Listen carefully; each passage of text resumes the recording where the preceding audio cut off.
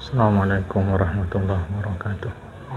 Alhamdulillah, assalamu ala rasulillah ala alihi wa sahbihi wa wala wala hawla wala quwwata illa billah. Man yahdillah fala mudilla lahu man yudlil fala hadiya lahu. Qala al-musannif rahimahullahu ta'ala wa nafa'a bi ulumihi fid dharain summa qala wadhifatul bayan lillahi ta'ala allati manahallahu ta'ala li rasulillah sallallahu alaihi wasallam. Bismillahirrahmanirrahim. Wa anzalna ilaika dzikra litubayyana lin-nasi ma nuzila ilaihim wa la'allahum yatafakkarun. Fungsi sunnah itu sebagai penjelasan dari Allah, yang Allah anugerahkan fungsi itu kepada Rasulullah Muhammad SAW. Wazifah, tugas, fungsi. Berdasarkan surah An-Nahl ayat 44, kami turunkan kepadamu az-zikra, peringatan, supaya kau jelaskan terhadap manusia segala apa yang telah diturunkan kepada mereka. Segala apa yang telah diturunkan supaya kau jelaskan kepada mereka, semoga mereka dapat merenungkannya. Jadi sunnah itu adalah wazifatul bayan, tugasnya sebagai penjelas. Yang ketiga, nahyun nahi sallallahu alaihi wasallam al-iktifai bil Quran.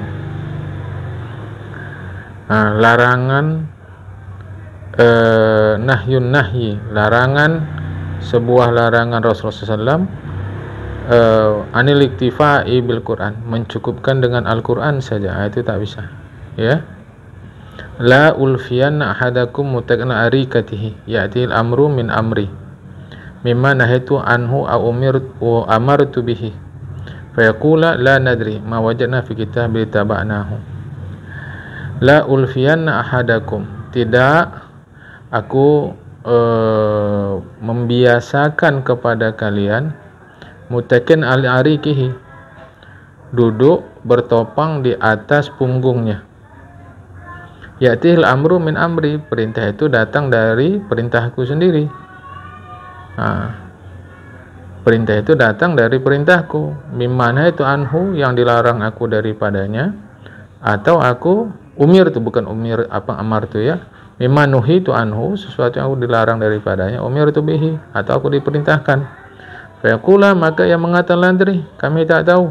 Ma wajadna fi kitabi taba'nahu, apa yang kami dapat dalam kitab Allah kami ikuti. Tak bisa begitu, ya. Jadi larangan dari larangan Rasulullah, larangan Rasulullah mencukupkan dengan Quran. Artinya tak bisa hanya menggunakan Al-Quran, dia mesti menggunakan sunnah. Wasfu sunnah SAW bil hikmah. Yang keempat, sunnah Rasulullah SAW itu bersifat dengan hikmah.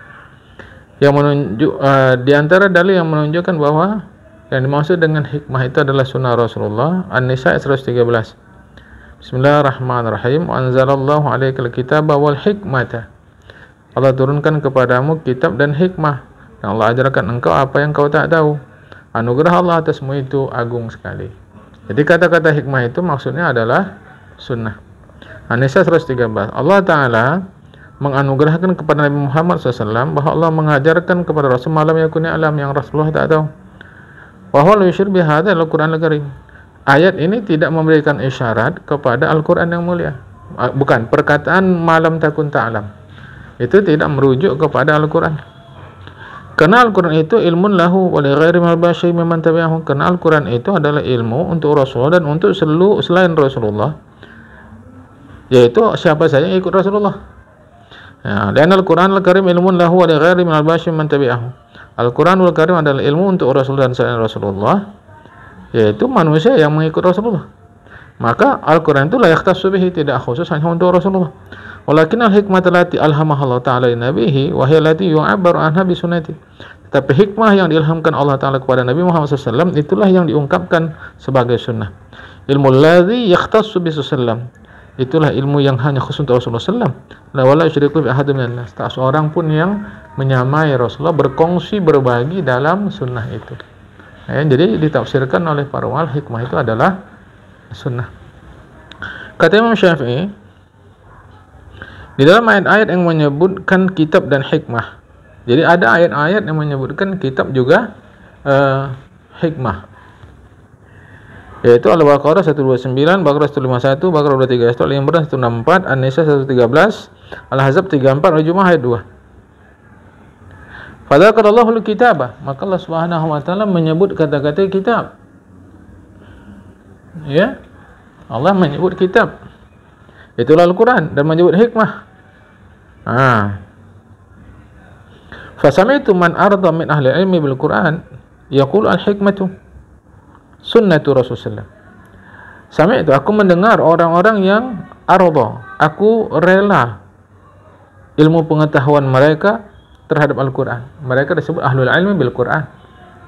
Aku dengar orang-orang yang aku rela mereka masuk dalam orang-orang yang ahli dalam Al-Quran. Mereka berpendapat yang maksud dan hikmah adalah sunnah. Wa hadha yashbihu ma qala wallahu a'lam. Ini mirip apa yang ia katakan. Wallahu a'lam. Maksudnya mirip yang dikatakan oleh Allah Ta'ala. Wallahu a'lam. Karena Al-Quran itu kira disebutkan watbi'athul hikmah, kemudian diikuti kata-kata hikmah. Al-Quran disebutkan kemudian diikuti kata-kata hikmah. Wa anzalallahu 'alaikal kitaba wal hikmata. Allah Ta'ala zakarallahu mannahu ala khalqihi. Allah Ta'ala menyebutkan anugerahnya kepada makhluknya bita'limul kitab wal hikmah, berupa pengajaran Allah kepada mereka akan Al-Quran dan hikmah. Falam yajuz wallahu a'lam yuqal hikmah huna ila sunnati Rasulullah. Falam yajuz an yuqal al-hikmatu huna ila sunnati Rasulullah. Maka tak boleh, wallahu a'lam, Allah yang tahu, bahwa hikmah yang dimaksud dalam ayat ini adalah tak boleh disebutkan kecuali bahwa hikmah yang disebut dalam ayat ini adalah sunnah. Tak bisa lain. Jadi tak boleh bahwa dikatakan hikmah di sini kecuali adalah sunnah Rasulullah Muhammad SAW. Jadi hikmah adalah sunnah.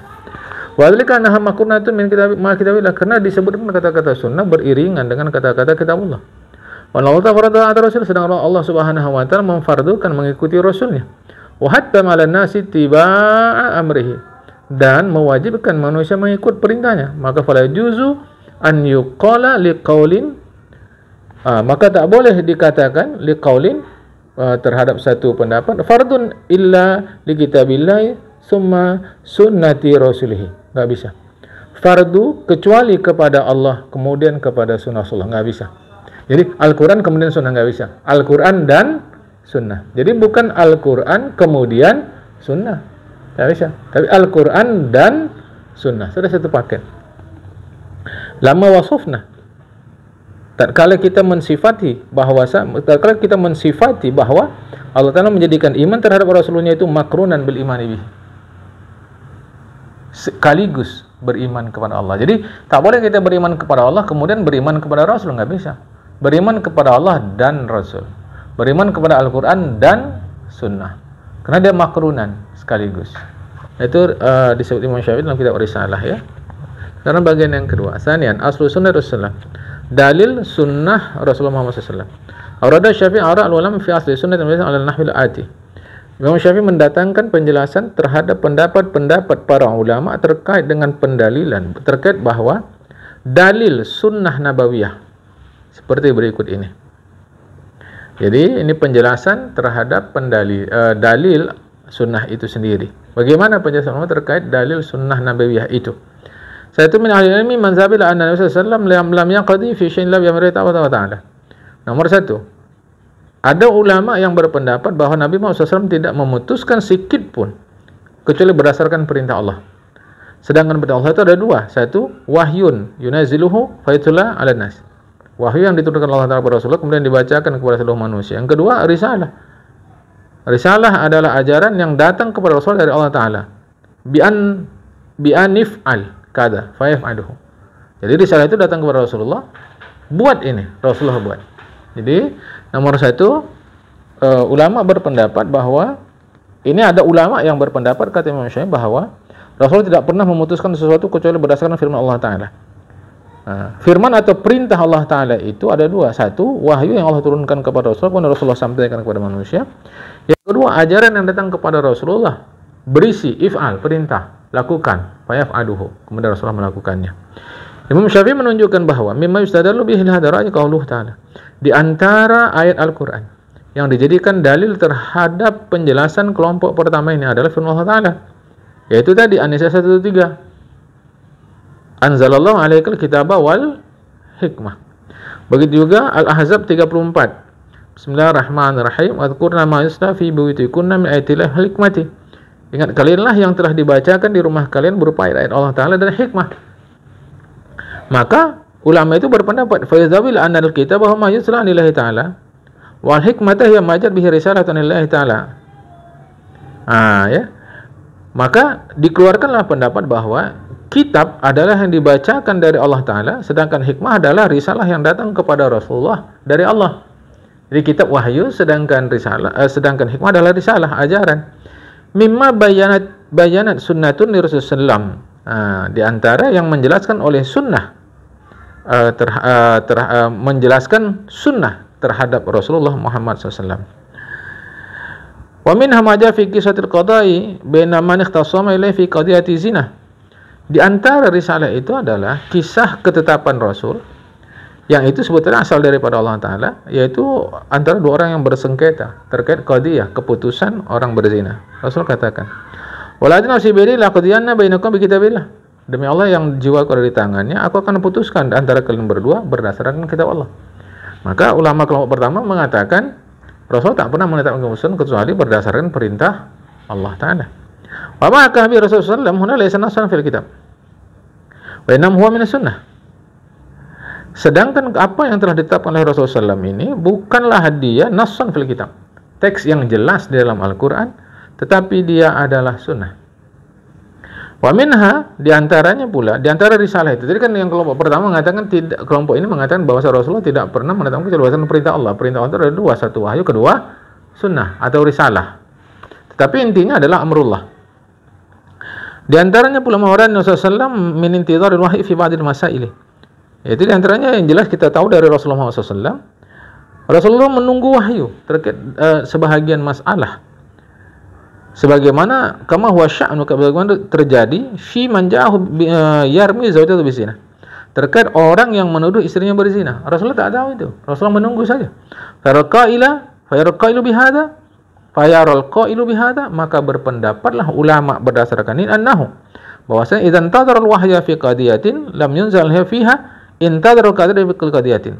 Jika Rasulullah Muhammad SAW menunggu datangnya wahyu terkait keputusan yang tidak diturunkan kepada Rasulullah terkait qadiyah itu, maka tentu Rasulullah juga menunggu dalam kaitannya dengan qadiyah yang lain, keputusan hukum yang lain. Kalau dalam keputusan hukum ini Rasulullah menunggu, tentu dalam keputusan lain juga Rasulullah menunggu. Ini kelompok pertama. Sehingga kelompok pertama mengatakan bahwa seluruh keputusan Rasulullah itu tidak lain kecuali berdasarkan perintah Allah Ta'ala. Itu diterangkan Imam Syafi'i dalam kitab Al-Ya. Yang kedua, min ahli ilmi man qala sunnat Rasulullah wajhani. Di antara ahli ilmu ulama mengatakan bahwa sunnah Rasul itu dua. Satu, ma yubayinu ma fi kitabillah, yaitu yang menjelaskan apa yang ada dalam Al-Quran. Al-mubayyinu an ma'na malallah bi jumlati khasan wa amman. Yang ia sunnah itu menjelaskan pengertian yang diinginkan Allah bi jumlati secara global di dalam Al-Quran, khasan wa amman, spesifik ataupun umum. Jadi di Al-Quran itu dia memang spesifik tapi global, atau dia umum tapi global. Maka yang global ini perlu penjelasan, ya. Wal akharu, sedangkan yang kedua, ma'alam hulzamil hikmah, yang diilhamkan Allah berupa hikmah kepada Rasul. Sebetulnya mirip-mirip saja dengan di atas, ya. Yang kedua ini, tapi yang kedua fokusnya kepada sunnah. Yang pertama, sunnah itu berfungsi sebagai penjelas. Yang kedua, sunnah itu langsung ilham dari Allah kepada Rasulullah. Wa ilhamul anbiya wahyun. Ilham Allah kepada para nabi adalah wahyu. Wa dzakara Syafi'i ma yahtajju bihi lihada. Imam Syafi'i menyebutkan di antara hujjah, alasan terhadap pendapat kedua ini bahwa sunnah terbagi dua, bahwa sunnah ada dua aspek, dua wajah. Satu aspek penjelas, kedua berupa ilham. Mawarada fi qissat Ibrahim fi dzibhi waladihi, yaitu kisah Ibrahim terkait penyembelihan anaknya, bahwa Nabi Ibrahim itu dapat ilham. Ilham para nabi adalah wahyu. Wa fi dalala an-naru lam ya wahyun. Kisah Nabi Ibrahim itu menunjukkan mimpi para nabi adalah wahyu. Ya. Yang ketiga, di antara ulama yang berpendapat sunnah Rasulullah SAW itu wahyu, satu wahyun, wa bayanun an wahyin, penjelasan terhadap wahyu, wa amrun ja'alallahu ilaihi bima alamahu min hikmatihi, dan perintah yang Allah jadikan perintah itu kepada Rasulullah sesuai dengan yang Allah ilhamkan berupa hikmahnya. Atau kalau bahasa kita, Yang ketiga ini sunnah Rasul itu ada berupa wahyu, ada berupa penjelasan terhadap wahyu, ada berupa perintah yang Allah jadikan perintah itu kepada Rasulullah sesuai dengan hikmah yang Allah ilhamkan kepada Rasulullah. Wa khassahu bihi min nubuwati, dan itu dikhususkan Allah kepada Rasulullah sesuai dengan kenabian Rasulullah itu, berupa kenabian Rasulullah itu. Wa dan ibadah tiba Rasulullah sallam, dan Allah mewajibkan manusia mengikuti perintah Rasulullah Muhammad SAW fi kitabihi. Kewajiban itu datang di dalam kitab Allah Subhanahu wa taala. Kata Imam Syafi'i, "Walaysa ta'du sunanu kulluha wahidan min hadhil ma'na allati wasaftu." Tiada lain ta'du sunanu kulluha wahidan. Kecuali sunnah-sunnah itu sebenarnya satu saja dari sekian makna yang telah aku jelaskan itu.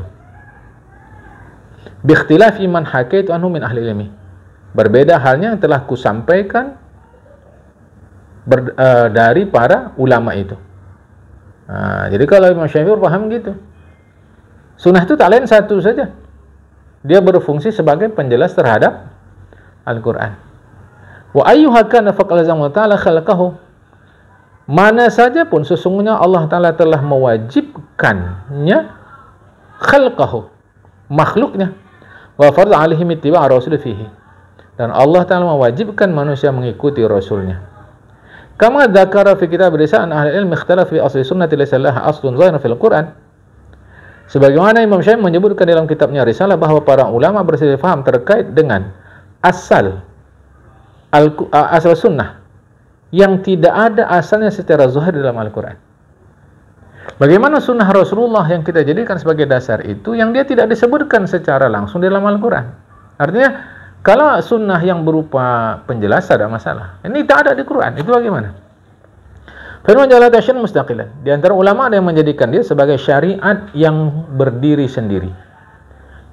Jadi kalau tadi kan di atas kita sudah sebutkan bahwa itu semua adalah berdasarkan Al-Quran. Sunnah-sunnah Rasulullah itu semua dari Al-Quran. Tetapi bagaimana kalau sunnah itu yang tak ada dasar Al-Quran? Langsung Rasulullah menetapkan, maka sebagian ulama memahaminya itu sebagai syariat tersendiri. Dan Allah Ta'ala bima sabaqa fi ilmihi min taufiq li ridahu ja'ala lahu an yasunna fi ma laysa fi nasu kitabin. Dan Allah Ta'ala menjadikan, karena Allah Ta'ala sesuai dengan ilmunya di azali berupa memberikan taufik kepada Rasulullah li ridahi, untuk mengharap ridha Allah, maka ja'ala lahu, Allah menjadikan untuk Rasulullah bahwa disunnahkan, dibiasakan sesuatu yang tidak disebutkan secara tegas di dalam Al-Quran. Ini nomor satu. Jadi kalau memang tak ada di Al-Quran, Rasulullah inisiatif Rasulullah sendiri itu pun itu berdasarkan perintah daripada Allah Ta'ala. Cuma karena dia tidak disebutkan secara tegas dalam Al-Quran, maka yang dibuat Rasulullah itu menjadi syariat mustaqil sesuai dengan ilmu Allah Ta'ala. Fima sabaqa fi ilmihi, sesuai dengan ilmu Allah Subhanahu wa Ta'ala. Wa minhum, di antara ulama pula qala, mengatakan lam yusannu sunnatun qattun illa wala aslu fil kitab. Yang kedua, tidaklah disunnahkan sebuah sunnah itu semata-mata begitu saja, kecuali pasti ada dasarnya di dalam Al-Quran. Ini yang kedua pula. Wa hadha ra'yu alladhi intasara Syatibi fil muwafaqati. Pendapat yang kedua inilah yang telah ditopang oleh Imam Syatibi, yang beliau jelaskan di dalam kitab Muwafaqat. Wa fasal istidlala lahu, dan Imam Syatibi menguraikan pendalilan terkait dengan hal itu. Jadi Imam Syatibi pada kelompok yang kedua, tidak ada apapun yang diadakan Rasulullah terkait dengan syariat kecuali pasti ada nasu kitabin, teks atau penjelasan dalam Al-Quran. Yang ketiga, minhum man qala, di antara ulama itu mengatakan bal ja'atu bihi risalatullah, bahkan datanglah kepada Rasulullah risalah dari Allah Ta'ala.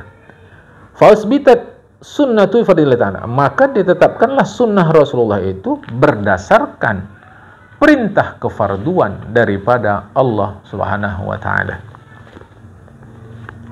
Yang ketiga, yang keempat, wa minhum man qala, di antara ulama mengatakan ulqiya fi rahi kullu ma sanna, ulqiya fi ra'ihi kullu ma sanna, diilhamkan di dalam hati Rasulullah setiap apa yang Allah sunnahkan. Wasannathul hikmatul lati ulqiyat fi rahimillah ta'ala. Dan oleh hikmah mensunnahkan apa yang Allah berikan dalam hati Rasulullah itu berasal dari Allah Ta'ala. Sehingga fakana ma'ulqiya fi rahim sunnatahu.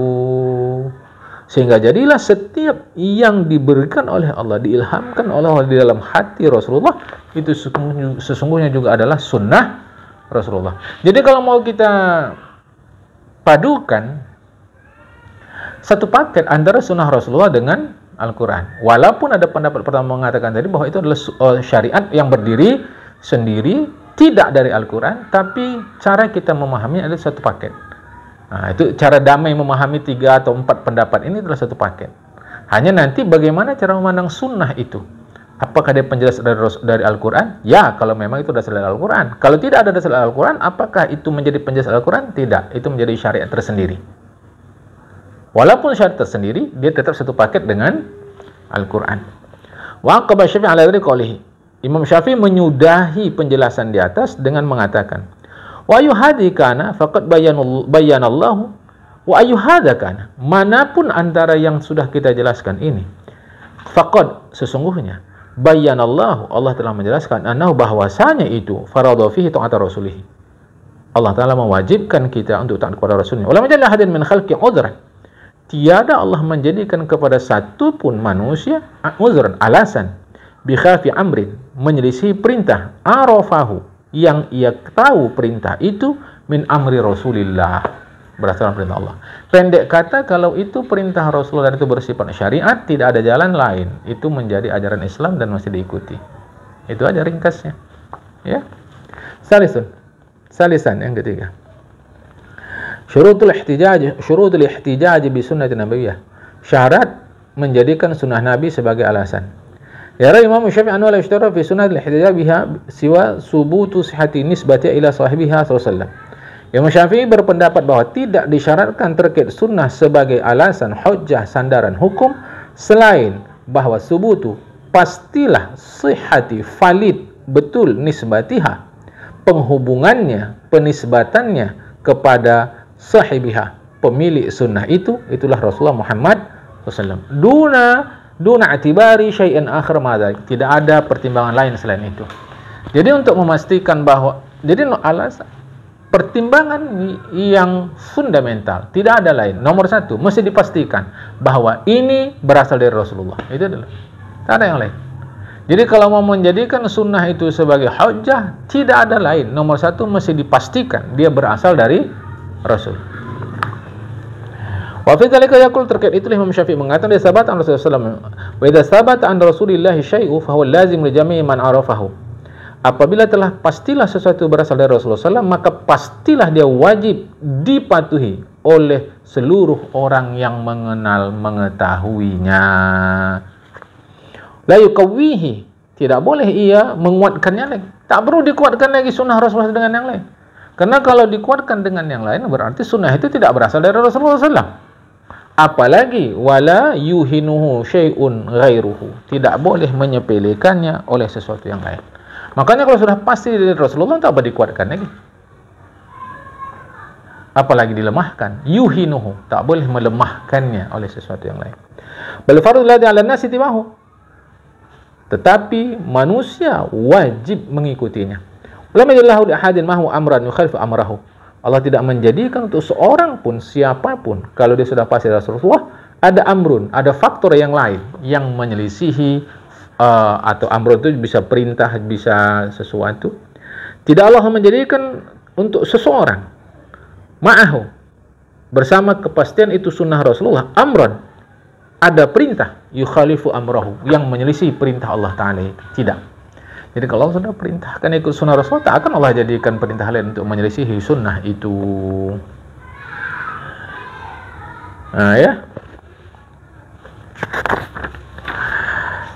Syafi'i menjelaskan terkait penerimaan oleh para ulama terhadap hadis Alu Amr bin Hazm tentang diet jari jemari. Jari jemari yang disakiti bayar diat. Nah, ulama menerima itu, padahal itu menyelisih ketetapan Umar bin Khattab. Di dalam hadis itu ada dua dalalatani, dua petunjuk. Satu, diterimanya khabar. Qabul khabari fil waqti alladhi yasbutu fihi. Diterima khabar hadis itu pada waktu ia menetapkannya. Wa ilam yamdha amalun bil a'immah bimisli khabari alladhi qabilu. Sekalipun tidak pernah ada tindakan para ulama seumpama hadis yang mereka terima. Nah, itu ya. Artinya tidak ada tindakan aneh penolakan terhadap hadis yang mereka terima. Wadalalatun, dan petunjuk annahu, bahwasanya law ma'dhu aidun amal hadis a'immah, kalaulah ulama ma'dhu amalun, ada tindakan seorang ulama, semua wajada khabar anin nabi yukhalifu amalahu, kemudian dia mendapati ada hadis yang menyelisihi tindakannya itu, la taraka amalahu, dia pasti tinggalkan tindakannya itu di khabar Rasulullah demi mengikut hadis Rasulullah. Jadi terkait diat yang ditetapkan oleh Khalifah Umar, ada yang lain menyelisihinya. Andailah tindakan ulama itu salah berdasarkan hadis Rasulullah, takkan mereka melakukan tindakan itu dan meneruskannya, padahal itu menyelisihi hadis Rasulullah. Itu tak akan mungkin. Wadalalatun ala anna hadis Rasulullah yasbutu binafsihi la bi'amal ghairi ba'dahu, dan petunjuk bahwa hadis Rasulullah itu yasbutu binafsihi, itu nyata kuat dengan dirinya sendiri, bukan berdasarkan tindakan orang lain. Artinya hadis Rasulullah itu menjadi sandaran bukan karena pertimbangan orang lain, bukan pertimbangan di luar hadis itu sendiri, melainkan hadis itu sendiri menjadi dasar kita. Walam yaqulil muslimun qad amila fina walam yaqulil muslimun qad amila fina Umar bi khilafi hadza bila masalah Ansar. Tidak ada seorang muslim pun yang telah mengatakan bahwa Umar telah mengambil tindakan yang menyelisihi ini di antara Muhajirin dan Ansar, tidak. Walam tazkuru antum anna indakum khilafah wala ghairukum, dan tidaklah kalian ingat bahwa ada di antara kalian yang menyelisihinya dan tidak pula selain kalian menyelisihinya, tidak ada. Bal saru ila ma wajaba alaihim, bahkan mereka mengikuti apa yang diwajibkan kepada mereka, berupa menerima hadis dari Rasulullah dan meninggalkan seluruh tindakan yang menyelisih hadis itu. Nah, seandainya hadis ini sampai kepada Umar, walau balagha Umaru hada sara ilahi, pasti Umar mengikuti hadis itu. Karena terkait diat jari jemari yang ditetapkan oleh Amr bin Hazm, itu menyelisih yang ditetapkan oleh Khalifah Umar bin Khattab. Sedangkan hadis tentang itu tak sampai kepada Khalifah Umar. Seandainya sampai, pasti Khalifah Umar insyaAllah mengikuti hadis itu. Kama sara ila ghairi fi mabalaghahu an Rasulullah. Sebagaimana Khalifah Umar mengikuti pendapat-pendapat lain sesuai dengan hadis yang sampai kepada beliau dari Rasulullah SAW. Bitaqwahu lillahi, berdasarkan ketakwanya kepada Allah. Wa ta'diyatuhul wajib alaihi, dan penunaian Khalifah Umar terhadap kewajiban mengikuti perintah Rasulullah Muhammad SAW. Jadi tak bisa kita bilang Umar sudah melakukan ini, nggak bisa juga. Karena boleh jadi ada hadis itu tetapi tak sampai kepada Khalifah Umar, itu saja. Jadi nggak bisa kita bilang mengikut ini apa Khalifah Umar, nggak bisa juga. Karena kepada Amr bin Hazm sampai kepada dia hadis itu, Khalifah Umar tak dapat. Sebab para ulama tak akan melakukan tindakan yang menyelisih hadis. Andai mereka mengambil tindakan itu dan menyelisih hadis, pasti mereka meninggalkan tindakan yang mereka lakukan dan mengikuti hadis. Nah, mengapa Khalifah Umar melakukan tindakan yang berbeda? Boleh jadi hadis itu tak sampai kepada beliau. Mustahil beliau melakukan sesuatu yang menyelisih hadis. Nah, jadi nggak bisa kita bilang ikut dia apa Khalifah Umar. Nggak bisa begitu. Ini berdasarkan hadis ya. Wa qala ta'ala kana ruju' Umar bin Khattab an ra'ih fi masaila, dan Imam Syafi'i ta'liqan memberikan catatan terkait rujuknya Khalifah Umar bin Khattab dari pendapatnya dalam sejumlah masalah hakama fi yang telah diputuskan oleh Khalifah Umar. Summa sabata lahu sunnatun bi khilafiyah. Kemudian ternyata sunnah Rasulullah menyelisihinya. Jadi tidak satu dua Khalifah Umar menetapkan keputusan. Ternyata Khalifah Umar rujuk, tak diikutinya keputusannya itu. Rujuk dia karena ternyata hadis atau sunnah Rasul menyelisihi keputusan Khalifah Umar.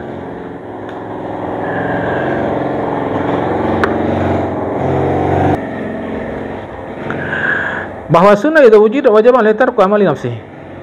Bahwa sunnah kalau dia sudah wujud dan ada, wajib meninggalkan tindakan diri sendiri. Wajib manusia meninggalkan setiap tindakan yang didapati sunnah apabila sunnah itu bikhilafihi, menyelisih tindakan manusia tadi. Wa ibtalu anna sunnata la tusbitu illa bi khairin ba'daha.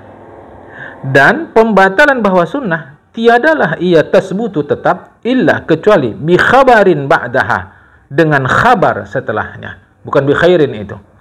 Wa liman la yuhinu hasyun in khalafaha. Diketahui bahwa tiada boleh menyepelekan sunnah in khalafaha, jika sunnah menyelisih sesuatu itu. Jika ia menyelisihi sunnah, jika sesuatu menyelisih sunnah. Nah, ya, jadi kalau sunnah sudah datang, ikut, tak bisa yang lain. Ya. Warad min dzalika Umar bin Khattab an hukmi bi anna al-mar'a la taridu sya'an min diyati zawjiha. Wa warada an dzalik min dzalika. Imam Syafi'i menjelaskan terkait hal itu berupa rujuknya Umar bin Khattab dari keputusan hukum yang telah ditetapkan oleh Khalifah Umar, yaitu perempuan tidak menerima warisan sedikit pun dari diat suaminya. Itu ya. Itu Umar bilang begitu. Tapi Umar rujuk. Tidak. Misalkan suaminya mendapat diat, harta diat. Suaminya dibunuh orang, kemudian dapat diat. Nanti Umar mengatakan istrinya tidak dapat waris dari suaminya itu. Tetapi Khalifah Umar rujuk. Ternyata dia salah.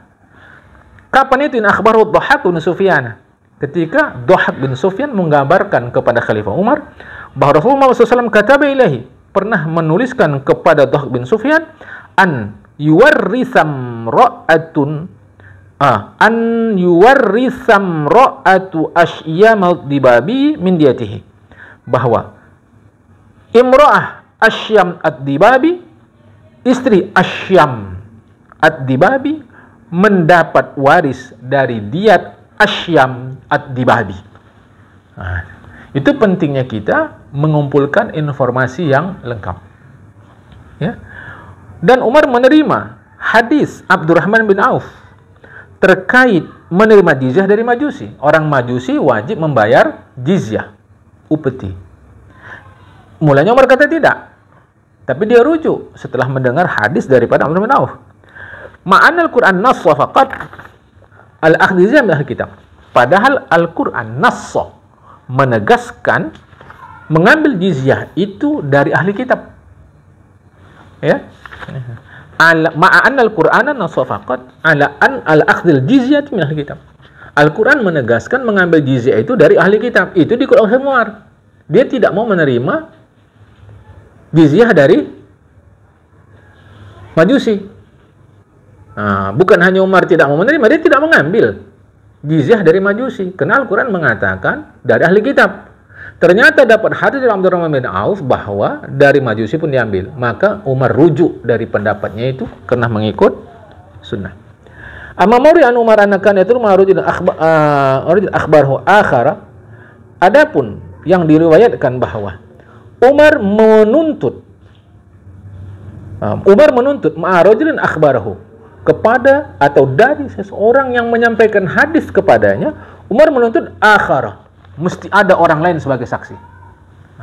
Ada yang bilang begitu, Umar dia itu kalau dengar hadis dari seseorang, dia yatlubu akhara, dia menuntut orang lain lagi untuk memastikan hadis ini. Nah, ada yang mengatakan begitu. Lantas apa penjelasan Imam Syafi'i atas kabar yang disampaikan orang terkait tindakan atau kebijakan Umar itu? Pada Syafi'i an-nadrika an yakun ahadi umurin salasatin.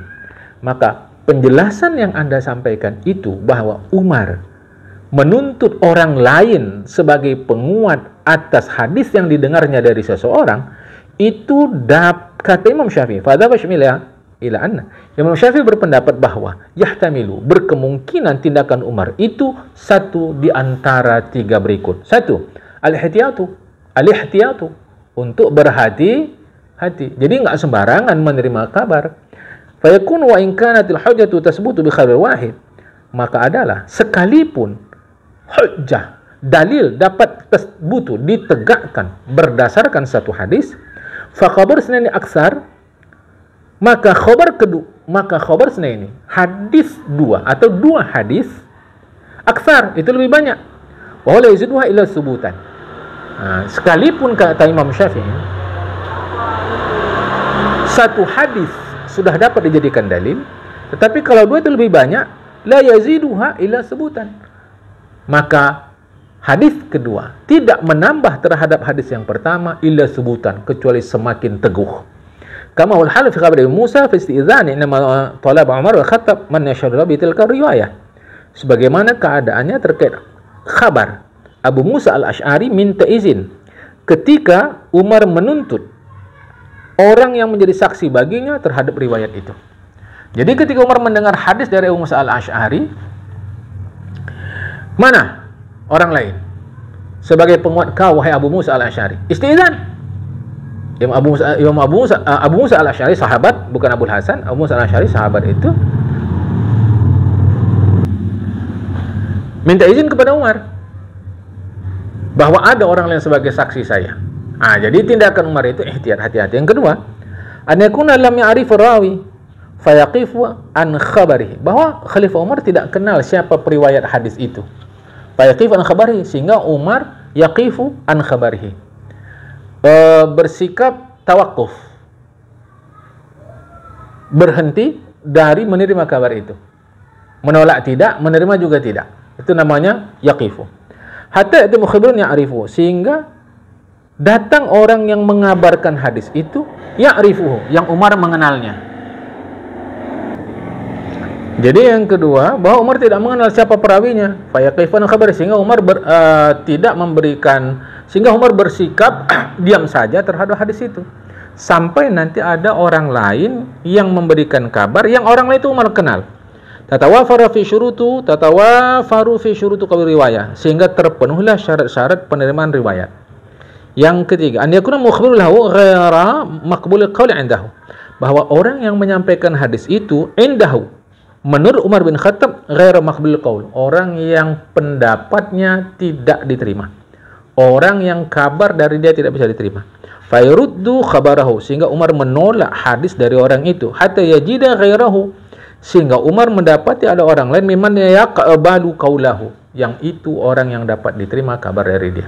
Jadi kalau ada ulama mengatakan bahwa Umar begini-begini, itu pertimbangannya tiga, atau cara kita memahaminya tiga. Satu, Khalifah Umar itu berhati-hati, contohnya dari Abu Musa al-Asy'ari. Yang kedua, Khalifah Umar tidak tahu siapa periwayatnya. Yang ketiga, Khalifah Umar tahu bahwa orang ini orang yang tidak bisa diterima kabar daripada dia. Summa yakhusul annahu laysa fi fi'li Umar radhiyallahu anhu yadullu ala adam ihtijaj bi khabar wahid. Kemudian meringkaskanlah Imam Syafi'i bahwasanya tiadalah perbuatan Khalifah Umar itu sesuatu pun yang menunjukkan bahwa Khalifah Umar tidak menjadikan hujjah hadis wahid, hadis ahad. Jadi tindakan Umar itu tidak menunjukkan bahwa Khalifah Umar itu menolak hadis ahad sebagai hujjah. Jadi tindakan Khalifah Umar seperti itu, tidak menjadi indikasi bagi kita bahwa Khalifah Umar menolak hadis ahad sebagai hujjah. Duna wujud kan fi riwayat dzalikal khabar, tanpa disertai adanya cacat di dalam riwayat hadis itu. Jadi kalau Khalifah Umar menolak, bukan karena Khalifah Umar menolak hadis ahad sebagai dalil, tetapi karena Khalifah Umar tahu di dalam hadis itu, dalam sanad hadis itu ada cacat. Itu saja. Ya. Kama stadalla aidan biqabli Utsman bin Affan khabarul Fur'ah binti Malik bin Sinan an Rasulullah sallallahu amarah an ta'tadda man wafa kama stadalla aidan biqabli Utsman bin Affan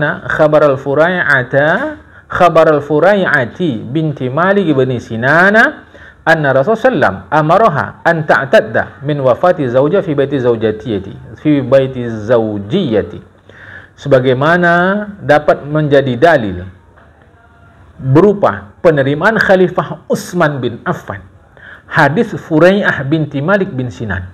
Apa yang diterima Khalifah Utsman dari Furai'ah binti Malik bin Sinan, bahwa Rasulullah SAW memerintahkannya beriddah sebab meninggal suaminya di mana? Di rumah suaminya. Nah. Dan penerimaan Zaid bin Sabit dan Ibnu Abbas akan hadis fi jawazi sudurul haid min al-haji duna tawafil wada, bahwa boleh sudurul haidi, orang haid menunaikan ibadah haji tanpa tawaf wada, sesuai yang diriwayatkan oleh perempuan-perempuan Ansar. Ini ya.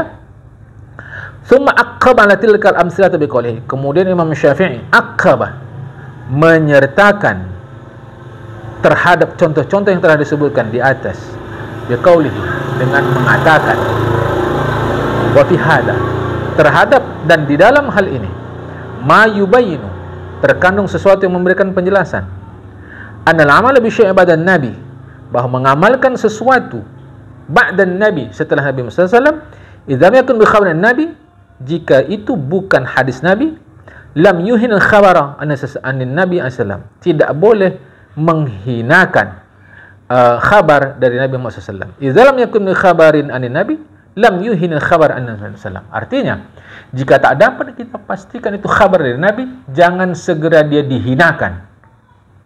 Jangan segera dia dihinakan. Ini mau hati-hati dulu. Karena Khalifah Umar sendiri tidak menghinakan itu. Kecuali tindakan Khalifah Umar itu kita pahami melalui penjelasan Imam Syafi'i dengan 3 pandangan di atas. Wa yaqul fi kitab mukhtalaf al-hadis. Imam Syafi'i berkata dalam kitab Mukhtalaf al-Hadis, fa kulli hadha ala annahu yuqbalu khabar wahid idza sadaqan inda man akhbarahu. Berdasarkan penjelasan ini bahwa ini adalah menjadi dalil bahwa hadis ahad diterima apabila hadis ahad itu benar menurut orang yang mengabarkannya. Walau jazal hadin raddu hada bihalin, andailah seseorang boleh menolak hadis itu bihalin, seketika, maka tentu bolehlah bagi Khalifah Umar menatap dia mengatakan kepada Dhahab, anta rajul ahli Najd,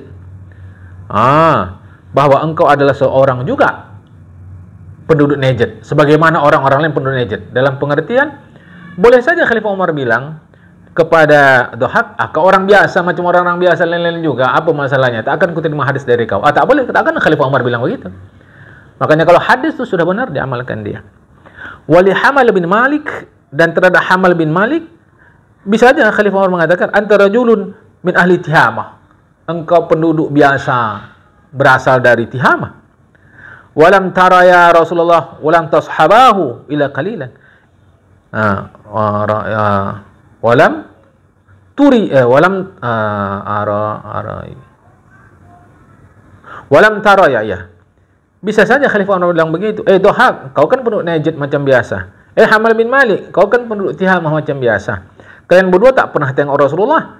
Kalian berdua pun tak pernah berkawan dengan Rasulullah kecuali sebentar saja. Kalian tengok Rasulullah, kecuali kalian sebentar saja bersama Rasulullah. Bisa saja Khalifah Umar bilang begitu.